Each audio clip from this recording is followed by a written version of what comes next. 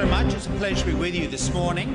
There is a handout in front of you, and I'm going to be speaking to that for the next 45 minutes. So I've been asked to give you a big picture overview of what's going on in terms of global politics. So let's start off with the American election, and the bottom line there is that the United States can always be relied upon for surprises. The two key dates, November 4 will be when the election itself takes place, and the new president will be sworn in on January the 20th. So they're the two key dates. Starting off with the Democrat Party, it's interesting to note how much things have changed. What Barack Obama's parents did was illegal when he was born.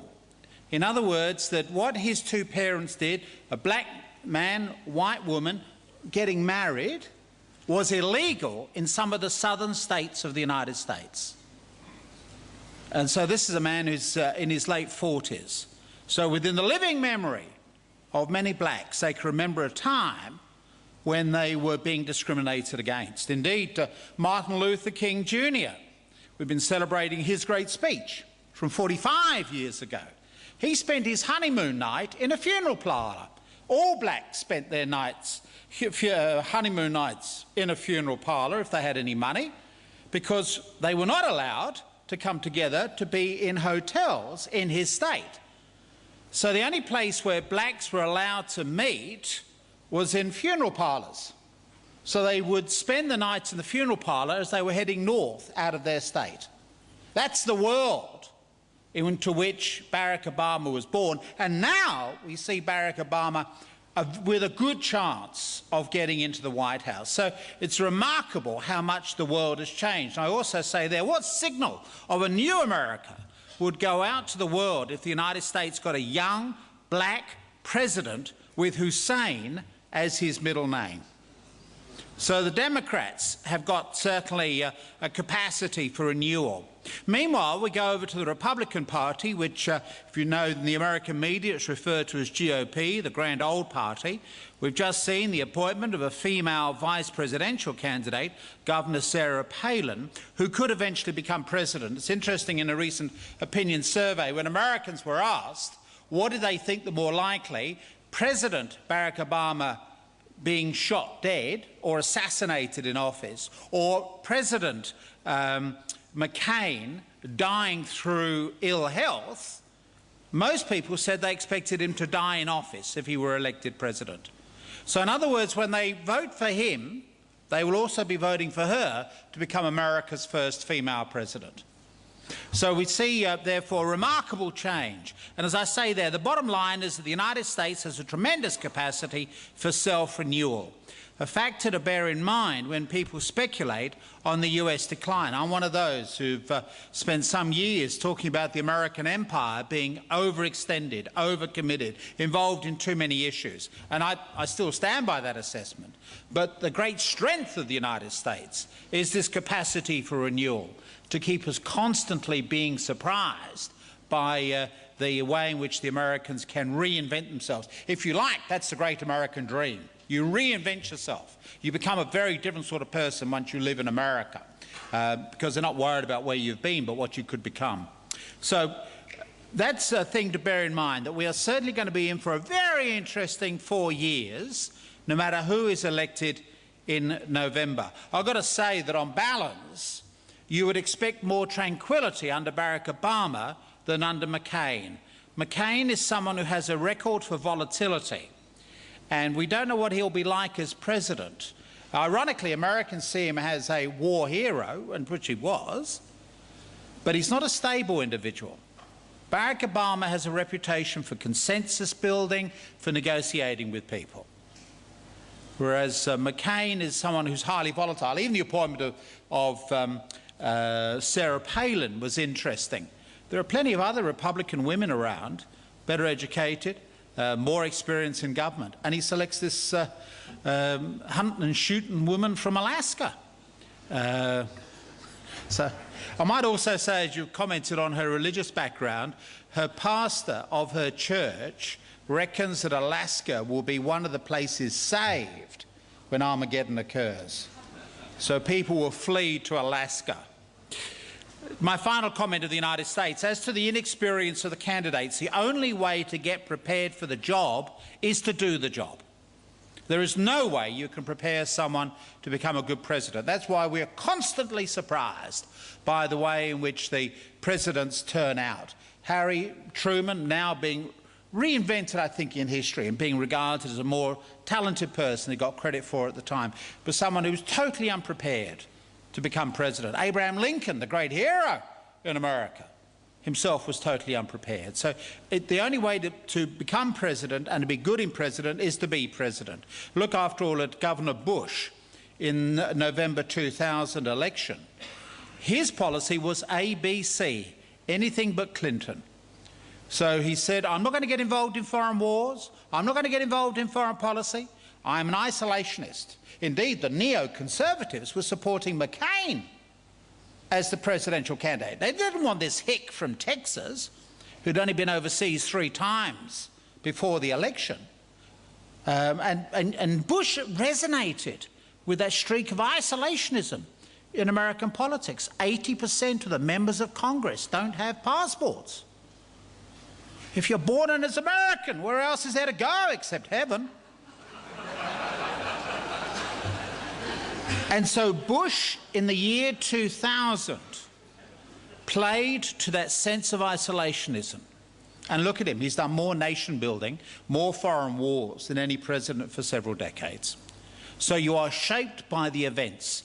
There's Bush Mark I, which is January 2001 until 9/11 2001. And there's Bush Mark II, which is 9/11 until the present day. So we've actually seen 2 very different President Bushes. Well, let's get on to 2 of his foreign policy disasters, Iraq and Afghanistan. In terms of Iraq, there has been some progress. The troop surge is showing signs of progress. They're calling it a surge, and of course, thanks to the media and low political literacy, you can sell it as a new strategy, but it's basically sending in reinforcements. But there has certainly been some progress. But the 2003 operation can hardly be called a victory, given all that has happened and the damage to American prestige around the globe. And I put in brackets there, don't assume that the American sympathetic treatment in Australia is the international norm. America has great friends in the Australian media. We consistently in the media show a very pro-American tendency in our coverage. When you've travelled overseas, you will realise the rest of the world doesn't share Australia's bias for being pro-American. You go to a place like Canada, for example, they roll their eyes at American foreign policy. President Bush does not enjoy much prestige overseas. The problem for the Americans, whoever's going to become president, is that if they withdraw too hastily from Iraq, the word goes out into the Islamic world, the Americans are on the run. So the Americans are there because they are there, because they can't get an exit strategy devised, which will enable them to pull out. Now, the interesting thing that I draw to your attention is what is called in American politics the October surprise. A sitting president, knowing the election will take place on a certain day, and we've known that for 200 years in the case of this year's election, the sitting president can use his power to pull a rabbit out of the hat. And it always fools the voters. So this year we're waiting for the October surprise. Will it be, for example, something to do with Iraq, that President Bush in October will announce a remarkable turnaround in America's fortunes and be able to withdraw American troops?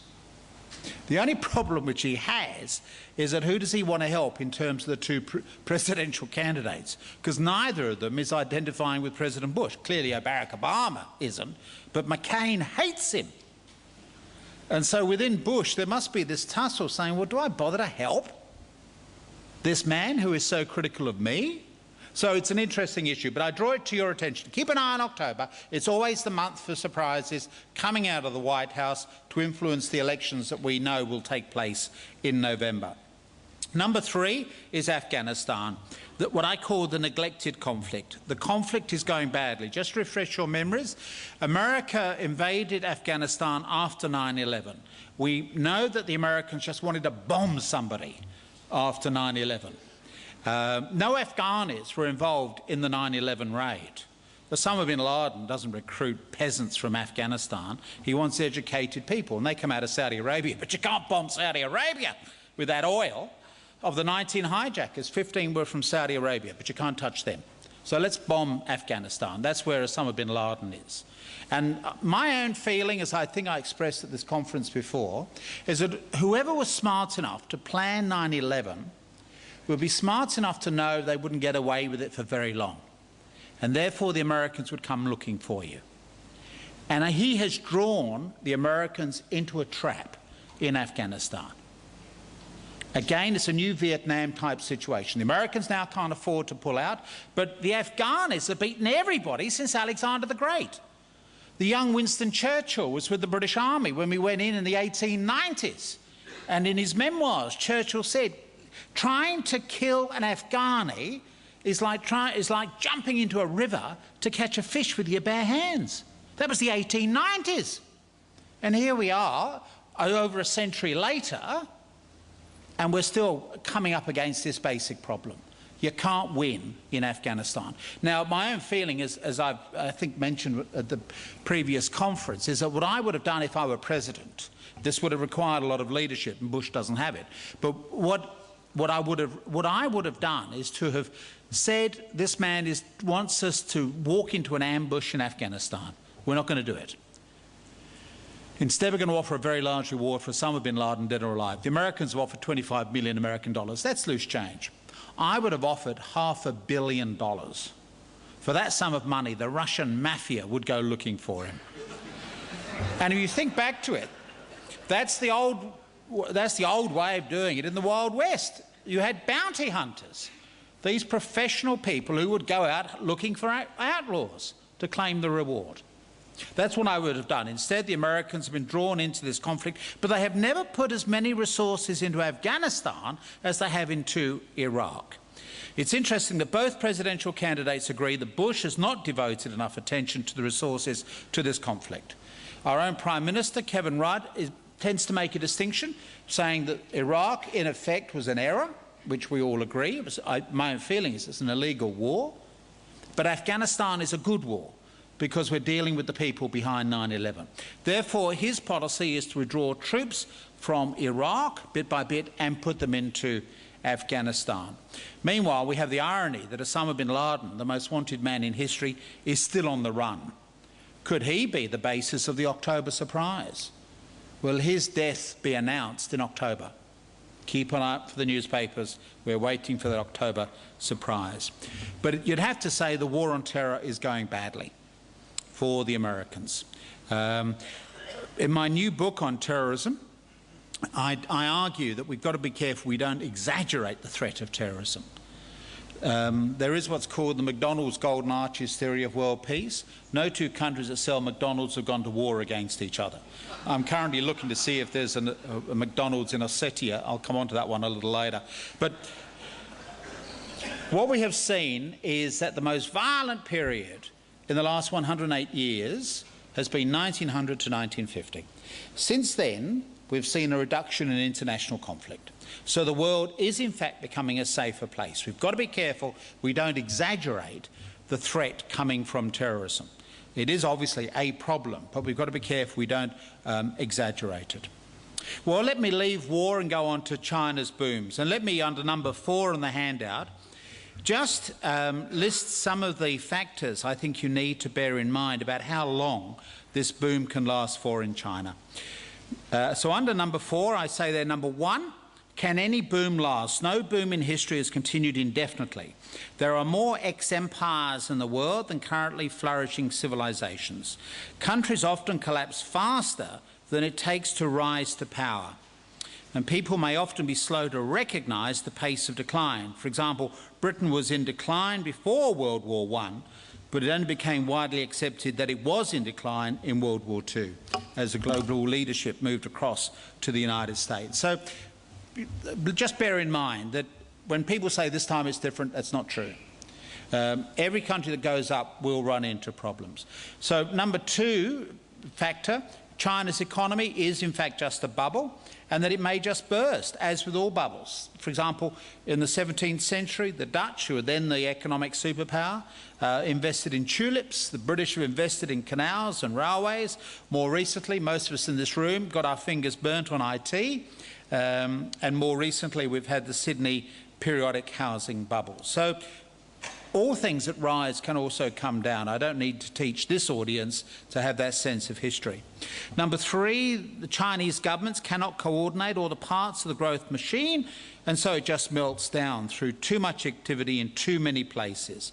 There is no precedent for the current rate of economic growth to be maintained by a newly industrialised country. Number four, China revalues its currency, which is what the Americans want, and so a bubble inflates even more dramatically, only to burst. We've been through this before. In Japan, you may remember, recovered rapidly from World War II, and the Americans were complaining about an undervalued Japanese currency. They then forced the Japanese to revalue in 1985, what's called the Plaza Agreement.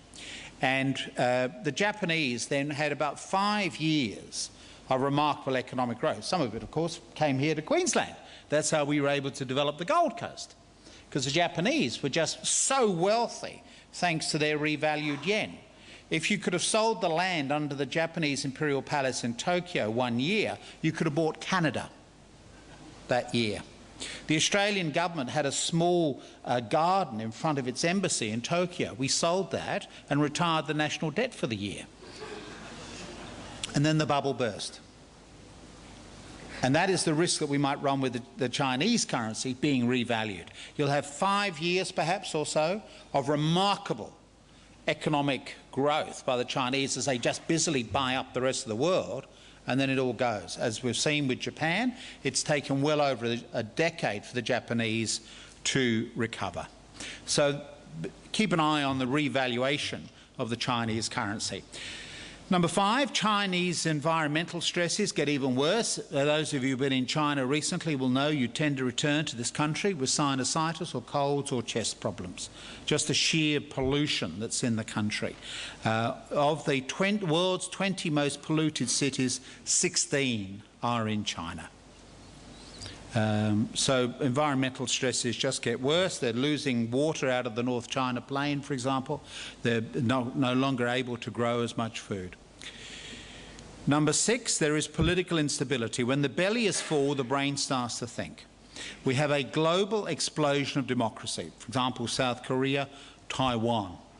A dictatorship can run a poor peasant society, but it cannot run a modern industrial state. So ironically, dictatorial leaders who improve the quality of living for their own people are planting the seeds of their eventual overthrow. As the middle class develops, it's those of you with a background in psychology will know about Maslow's hierarchy of needs. And according to Maslow, you have these basic needs: food, shelter, clothing. In other words, it's very difficult to speak to an audience of people if they're hungry or if they're wet or they're tired or hungover. It's very difficult. Maslow didn't put that in, he should have done. So and then once those basic needs are satisfied, you work up to this point of what's called self-actualisation, whatever that is. But we see the same process now in middle-class societies. In a place like, for example, Taiwan, I was in 2001 a guest of the Taiwanese government. Annette Liu, who's the vice president, was my host. And she is the most senior woman elected in 5,000 years of Chinese history. And she was originally, or earlier, an Amnesty International political prisoner. Then the fascist government in Taiwan thought she was going to die in jail, so they sent her off to America for medical treatment. She spent several years recovering in the US. Democracy is now in Taiwan, and she went back there and became vice president. So one sees, therefore, that as the society gets richer, so it comes to a point when people are saying, well, we want to have a say in how the country is governed. At the moment, as you know, if you've been in China recently, everybody's busy trying to make money. Deng Xiaoping is said to be rich is glorious. But there will come a point in which people will say we want to have a say in how the country is being governed. The Soviet Union was not able to make that transition across to democracy, and we've had chaos in Russia for a decade and a half. Will China be able to make that transition gently across? Number 7, China will grow old before it grows rich. It could pay the price of its demographic brutality, of its one-child policy and the creation of spoilt little emperors. As you know, there's a tremendous demographic imbalance between a surplus of young men and a shortage of young women, and overall a shortage of young people. So China grows old before it grows rich. 8, the current level of wealth is unprecedented. A traditional Chinese gentleman before the Westerners arrived 2 centuries ago was someone who wrote poetry and did drawings. Only crude Westerners thought so much about money. Could China rediscover its spiritual roots and discard the Western fetish for materialism and economic growth? This is one of the reasons, I think, why the Chinese government is so concerned about Falun Gong, you know, that meditation movement. Falun Gong teaches a revival of traditional Chinese values, of simple living, and not relying on all this Western materialism. I think the Chinese government, in the back of its mind, is worrying that there'll be a rediscovery of these Chinese values, in which case the Chinese will simply say, why are we bothering to work so hard? We want to go back to a simpler lifestyle. Number 9, the Chinese military embark upon foreign adventures, starting with the rebellious Taiwan, and so bankrupt the country through excessive military expenditure. The background to this is what's called the Kennedy thesis. Paul Kennedy is an English historian now based in the United States who, almost 20 years ago now, wrote a book about the way in which countries in Europe, starting around 1500 or 1492, Spain and Portugal, then the Netherlands, then Britain and France, Germany, had this sort of rise. There was a cycle. You start out as a small trading country, you develop overseas trading links, you then need a military force to protect those links, you get involved in foreign wars, and you bankrupt yourself. I've said you then end up as a tourist attraction. Why else would you bother to visit Spain or Portugal today? But they were the superpower in the 15th century, 16th century, or Great Britain as a tourist attraction. And when Kennedy wrote that book just under 20 years ago, the Americans had gone through that same sort of cycle. Remember, the traditional policy of America is isolationism. Governor Bush was mainstream isolationist. The business of America is business. It's not fighting other people's wars. George Washington, in his farewell address to Congress, said, keep out of other people's wars. They're all mad in Europe. Build up the Americas. Don't get involved in foreign affairs. And that's been the longest continuous theme in American foreign policy. It is still there within the American political culture. And between 1941, Pearl Harbor, and 1945, the Americans underwent this tremendous transformation. In 4 years, America reinvented itself and became a global power, military power. Now, of course, you've got some Americans who are saying we're going the same way as those European great powers. In which case, you then have to ask the question, is China the next one to go that way? Will China, which is currently busy making lots of money, then start to say, well, we've got to have a defence force to protect our trading links? And will the Chinese therefore get involved in foreign wars and end up bankrupting themselves? And finally, China has done well out of the United States.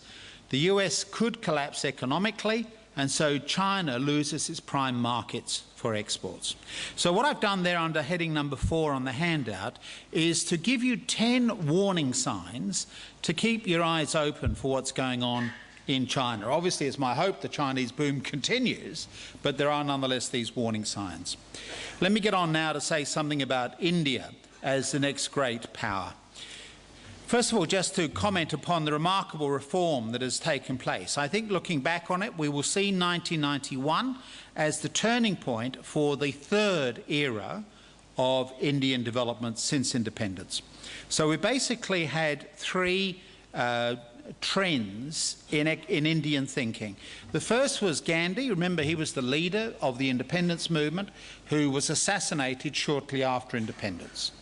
And Gandhi talked about the rediscovery of a simpler Indian way of life. That didn't last very long after his assassination, but that's the first wave, a simple way of living. Then you get Nehru, his deputy, becoming the Prime Minister and stayed in office until his death in office in 1964. Nehru had, although of course born an Indian, had been educated partly in Great Britain and had become addicted to the mid-20th century notion of big government, national planning, nationalisation. And so one got under Nehru this development of big government, what we've now called the licence Raj. Raj means rule. So whatever you had to do in India, you had to fill out forms for it. And that was the second wave. And in fact, we now know that in the 70s and 80s, the Indian standard of living went down. It was being choked off by all this excessive regulation, government intervention in the economy, the distortion caused by subsidies, etc. And in 1991, in a very quiet way, Manmohan Singh, one of my colleagues in the Club of Rome, a very pleasant, quietly spoken individual, PhD from Cambridge, could very easily fit in as a Cambridge academic. Manmohan Singh, as finance minister in 1991, just started to chip away at the licence Raj without drama, wanted to avoid talk about perestroika and glasnost, but that's what he was doing, but just to chip away at the licence Raj.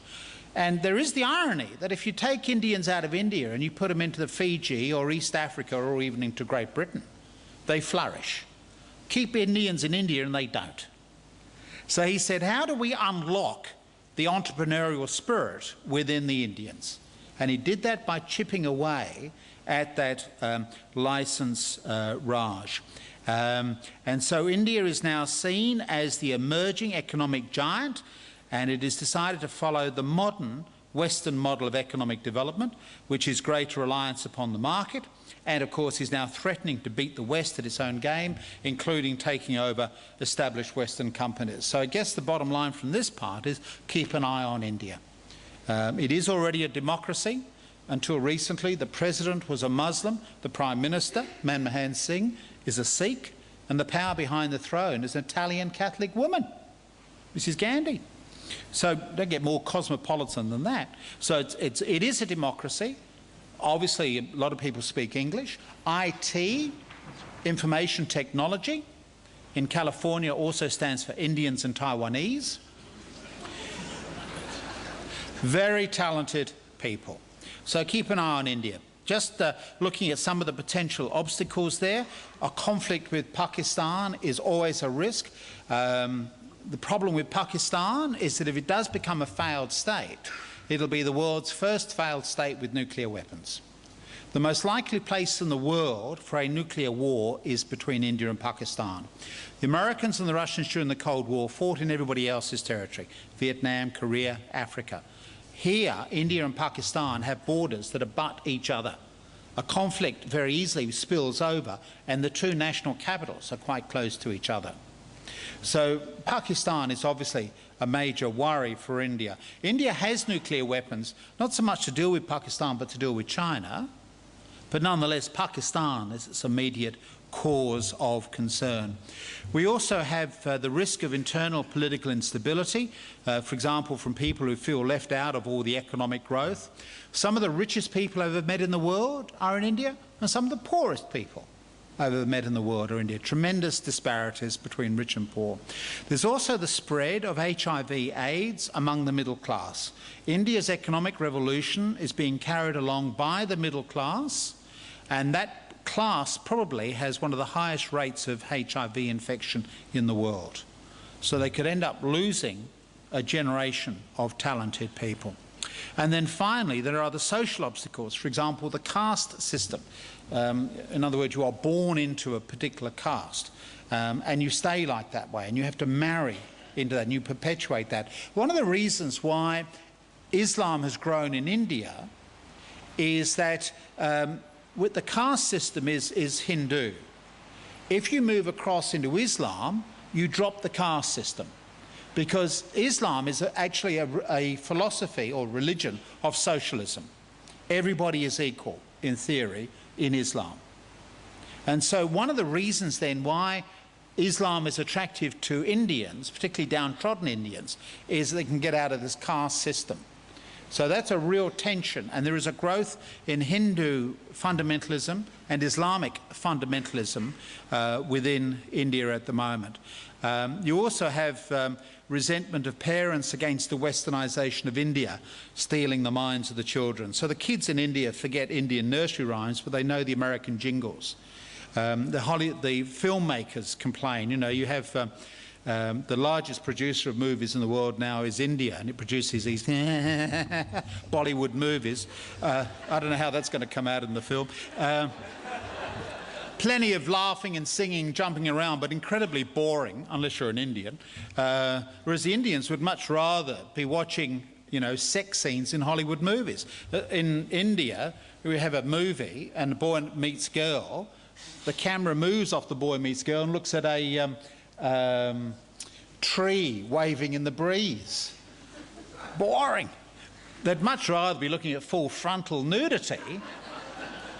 And you won't get that in Bollywood movies. You get it in Hollywood. So the Indians are complaining about even the Hollywoodization of India. So India, the bottom line, India growing rapidly, but with some obstacles. But India is certainly, probably if you're looking to 2050, we're probably looking at a world of three major powers. So it's obviously the United States, but with problems. China will still be, we assume, moving ahead, although I've indicated some danger signals. And three, India. So it'll be a world of three powers. Possibly the European Union, but there's real doubts there, but certainly you've got the three. Let me get on to number 6, which is Russia. The bear is on the prowl again. We had the conflict between Russia and Georgia in August 2008. The background to that is that Ossetia is a province in the old Russian or Soviet Empire, and the border between Russia and Georgia cuts through the middle of Ossetia. So there's a northern Ossetia, a southern Ossetia. Now, in the old days, Moscow left Ossetia alone.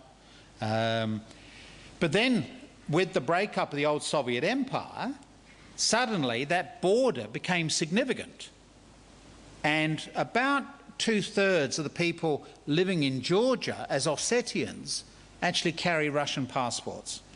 And so as Georgia broke away from the old Soviet Union, so the people of southern Ossetia broke away from Georgia and said, we want to be independent. And they stayed independent for about a decade and a half.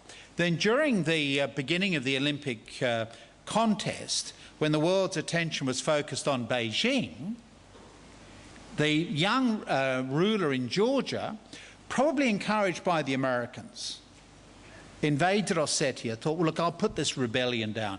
I might say Mikhail Saakashvili is super brilliant. He speaks at least 5 languages, but he may lack common sense. So he moved into Ossetia thinking he'd get it all knocked over within 2 weeks while everybody was busy watching the sport. Instead, he's for the high jump, because instead of the Russians retreating from Ossetia back over the border, they called in reinforcements. And this country of 4 million people, Georgia, would be no match for Russia. My guess is that he will probably be driven out of office. That's what the Russians want to do, to teach him a lesson.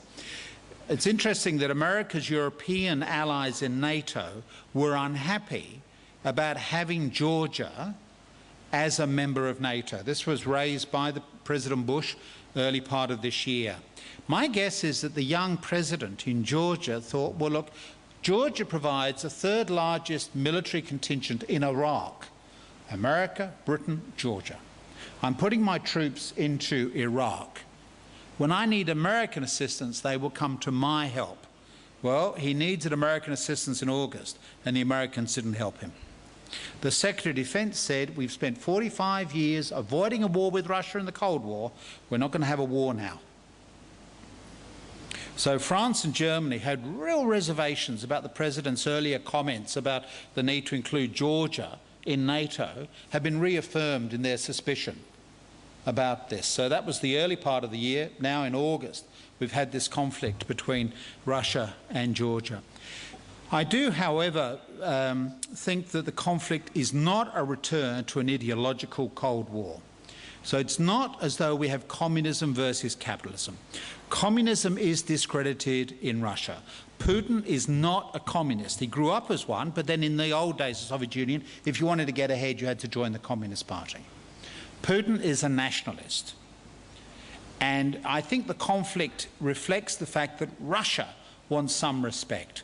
Russia used to be a superpower, and then it was neglected. So the Soviet Union collapsed in 1991, and then we've had 18 years of neglecting Russia. Russia is now bouncing back because of the high price of energy.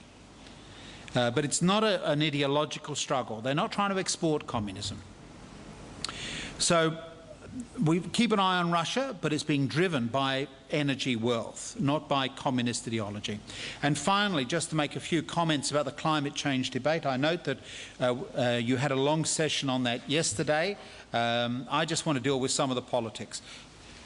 Just a couple of comments on the drivers of change. First of all, the Club of Rome, my organisation, has said the 20th century will be known as the century of economics. It was in the 20th century that we worked out how to get economic growth. We know what works for economic growth, we know what doesn't work. So 20th century, century of economics. 21st century will be called the century of the environment, because environmental problems will force themselves upon us. Linked into this, particularly here in Australia or the United States, Western Europe, young potential staff members want to work for green companies. They will, if necessary, force culture change, and with high employment rates and skills shortages, they can afford to be choosy. They want to work for companies that match their values. They want to be part of a company they can feel proud of telling their friends about. So when I'm dealing with older company directors who are a little sceptical about climate change and all the rest of it, my warning is it's the young people who are coming in who will, if necessary, drive the pace of change within our firms. So they're the two big drivers of change. Environmental problems are going to get big anyway, simply because of the growth of India and China. That we're going to be forced to confront environmental issues. Just to say something on the politics of climate change, Labor's election victory in November of last year was partly because of the climate change issues. Voters wanted more action. Howard was seen as being out of touch on this issue. The doctors' wives, as they're called, doctors' wives are a political category of women or men who are wealthy but who don't vote Liberal. They used to, but they hated John Howard. So they were called doctors' wives because they were married to rich people and they tended to vote independent or Labor. The alternative, of course, were Labor voters who voted Liberal, particularly in the western suburbs of Sydney, because they figured they could do better under a Liberal government than a Labor one. And what we saw at the last election was that there were more doctors' wives than aspirational voters. Been a remarkable crossover. A similar thing's happening in the United States at the moment, which is one reason why Barack Obama might get over the line. As people get richer, so they tend to move towards the left because of their sense of social conscience.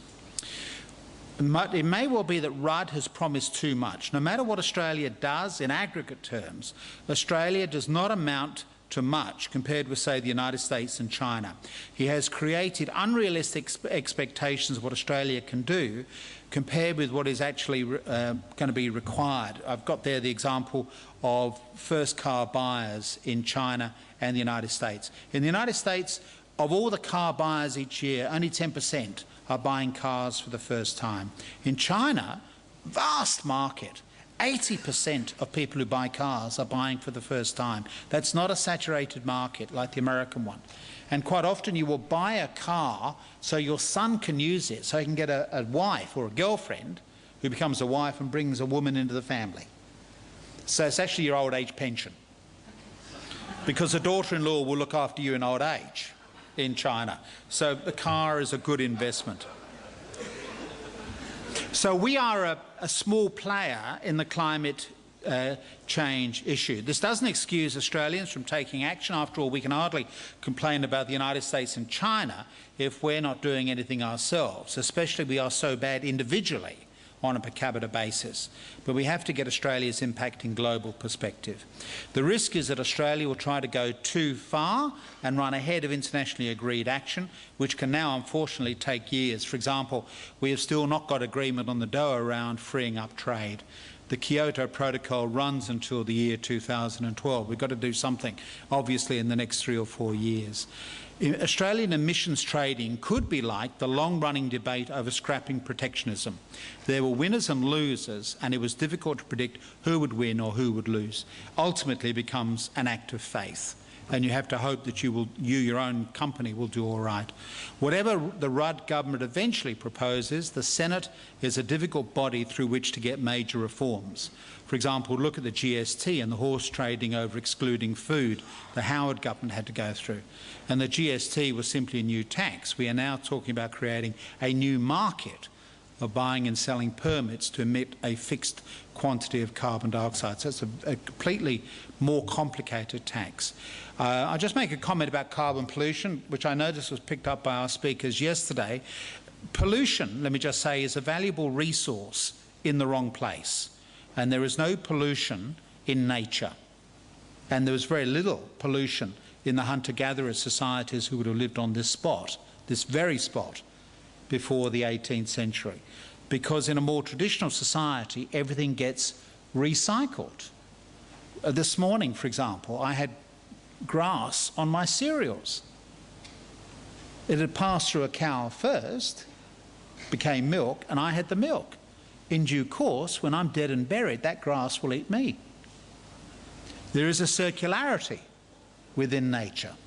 So the challenge for us is how do we make pollution a valuable resource and get it out of the wrong place it's in. I might just say I'm always intrigued when I hear carbon pollution. Carbon is a very important part of Earth's life. If you were intelligent life from outer space and you had to describe human beings, we would be called carbon bipeds. We walk on 2 legs and we're made of carbon. So I'm intrigued that we're now calling it carbon pollution, but I think we're doing it as a marketing way to sell the emissions trading scheme. But we need carbon. Carbon is good, it's just that we have a bit too much of it perhaps at the moment. B is the role of innovation. In 1750, the British Industrial Revolution, remember that was the first one, was not driven by British politicians. They were mainly rural landowners who viewed the new factories as a curse rather than a blessing. Instead, the Industrial Revolution was driven by entrepreneurs who took a step at a time with a basic concern to make money. The industrial age was innovated and not planned. You didn't have to rely on the government back in 1750. I make the comment that the sustainability age, or whatever we're going to call this new era, will likewise be innovated rather than planned. We will go ahead one step at a time. An investment in solar energy here, wind power, hot rocks, whatever, bit by bit is how we will move forward, rather than having government planning. And my final warning is that climate change debate will intrude into many areas. There is the standard mantra, recycle, reuse, reduce and eliminate. All companies and organisations will be encouraged to see what can be done. There'd be the rise of feed-in tariffs. In other words, you make your own home an electricity generator. For example, you put a solar energy collector on the roof, or you have wind power, and you sell the energy back into the grid. We're able to do this now in Europe. We should be doing much more of it here in Australia. You sell it into the grid during the day, and then at night you take out what you need for your own cooking at home or air conditioning or whatever. Feed-in tariffs, carbon taxes. Tax what you burn and not what you earn. The tax takes the incentive off fuel-efficient cars by making sure you don't use so much fuel in the first place. Governments can also provide carbon-reducing incentives, for example, encouraging people to weatherise their home and creating walkable communities, subject to the ice cream test. So instead of having just huge shopping centres, also reinvent these little small convenience stores. The ice cream test means that a child has got to be able to walk back from the store buying an ice cream and get it home before it melts. So it's a test on heat and walking. We've also got the whole issues of training for new jobs. For example, there's Perth's experience with hydrogen-powered buses requiring a completely new type of mechanic. And there'll be So new training required, new careers, for example, carbon forensic accounting, making sure that the carbon records of companies are accurate, and there'll be new police work as well. So a whole new industry is going to open up. You saw some of that in yesterday's presentations, I'm sure. And then finally, I think we will end up with the appointment of carbon masters, a bit like a CIO or a webmaster, to monitor developments, both within a company or an organisation and gather staff suggestions and monitor what's going on in the wider world, such as government legislation. So clearly we're at the beginning of a major series of changes relating to the environment. There are obviously risks, and you would have seen some of those yesterday, but there are also new opportunities, completely new career jobs opening up as carbon masters, etc. So there will be a lot of change occurring. So just to conclude, what I've tried to do in my roundup for this year is to give you an overview of the American election, to look at how we're going with the war on terror, which is not well, to warn you about China's boom, and also to draw your attention to India's growing economic significance. Russia is on the prowl again, but not as a communist country, but as one that runs a lot on a lot of fuel because of the oil shortages around the world. And finally, the climate change debate. And my final comment about the environment is, if you look after the planet will look after you. Thanks very much.